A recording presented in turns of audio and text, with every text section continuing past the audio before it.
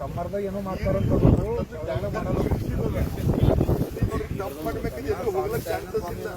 Output ಎಲ್ಲಿ ಇಲ್ಲ ಅದ್ರ ಕಡೆ ಸರ್ ಆ ಕಡೆ ಪೂರಾ ನೋಡ್ರಿ ಅದು ಹಾಕಿದ ಕಡೆ ಪೂರಾ ಬರ್ತದೆ ಅದೇ ಅಲ್ಲಿ ಏನು ಬೆಲೆ ಇಲ್ಲ ಈಗ ಡಾಕ್ಟರ್ ಅಲ್ಲಿ ಅದು ಜಾಗದಾಗ ಈಗ ಒಂದು 10 ವರ್ಷ ಏನು ಬೆಲೆ ಪ್ಲೇನೇ ಇಲ್ಲ. ಈಗ ಈಗ ಗಡಬಂತಿದ್ದವರು ಸುಮಾರು ಸಲ ಹೇಳಿದಾರ, ಹೋರಾಟ ಮಾಡ್ಯಾರ, MLA ಅವ್ರು ಬಂದ್ ನೋಡ್ಯಾರ, MLC ಅವ್ರು ಬಂದ್ ನೋಡ್ಯಾರ, ಅವ್ರ ಪಾಪ ಎಲ್ಲ ಸ್ಟ್ರೈಕ್ ಮಾಡ್ಯಾರ, ಎಲ್ಲ ಮಾಡ್ಯಾರ. ಮಗರ್ ಎಲ್ಲರೂ ಬರ್ಲತ್ತಿದೆವು, ಎಲ್ಲರೂ ಏನ್ ಕೆಮಿಕಲ್ ಅದ ಅಂಬದು ಅದ್ರ ಟೆಸ್ಟಿಗೆ ಕೊಟ್ಟಿ ಆ ಫ್ಯಾಕ್ಟ್ರಿ ಮ್ಯಾಗ ನೀವು ಕ್ರಮ ತಗೊಂಡ್ರ ಒಂದ್ ಏನಾರ ಆಯ್ತದ.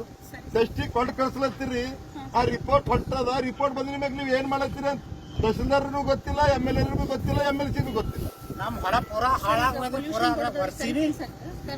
ಈಗ ಏನಾಗಿದೆ ಮೇಡಮ್, ಹಿಂಗ್ ಈ ರೀತಿ 4-5 ಸಲ ಆಗ್ತಾ ಇದ್ದೆ.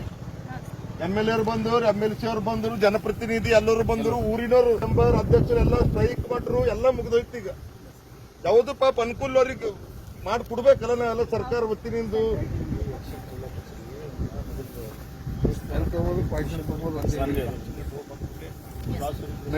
ಮೇಡಮ್ ಈಗ ಹೇಳ್ರಿ, ಮತ್ತದು ನೀವು ಟೆಸ್ಟ್ ಮಾಡಿದ್ರಲ್ಲ ಮೇಡಮ್, ಯಾವ ಕೆಮಿಕಲ್ ಫ್ಯಾಕ್ಟ್ರಿ ಅದ ಅಂತ ವಿಲ್ ನೋ ಇಟ್. ಅದು ಆಗಿನ ಮ್ಯಾಗ ನೀವು ಅವ್ರಿಗೆ ಕೂಡಲೇ ಬಂದ್ ಮಾಡಿದ್ರಿ, ಏನಾರ ಮಾಡಿದ್ರಿ ಅಂದ್ರ ಮುಂದೆ ಬೇರೆ ಮಾಡೋರು ಮಾಡಲ್ಲ. ಸರ್ ಎಡಿ ಅವ್ರಿಗೆ ಕರಿತೀನಿ ಸರ್, ಈ ಟೆಸ್ಟಿಂಗ್ ಸ್ಯಾಂಪಲ್ ಕೊಟ್ಟಿದಾಗ ಇಮಿಡಿಯೇಟ್ಲಿ ಸೋರ್ಸ್ ಆಫ್ ಲೀಕೇಜ್ ಎಲ್ಲಿಂದ ಅಂತ ಐಡೆಂಟಿಫೈ ಮಾಡ್ತಾರೆ. ಮಾಡಿ 48 ಅವರ್ಸ್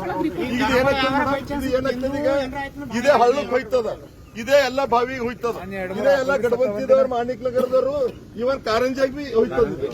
ಅಂದ್ರೆ ಇಡೀ ಬೀದರ್ ಜಿಲ್ಲೆಗೆ ಎಲ್ಲರಿಗೆ ಇವೇ ನೀರು ಬರ್ತಾವ ಅಂತೀವ್ರಿ ನಾಳೆ.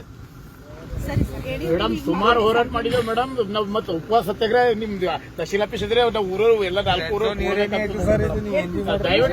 ಮಾತಾಡಿ ಹೇಳ್ರಿ, ಇಮಿಡಿಯೇಟ್ ಹೇಳ್ರಿ.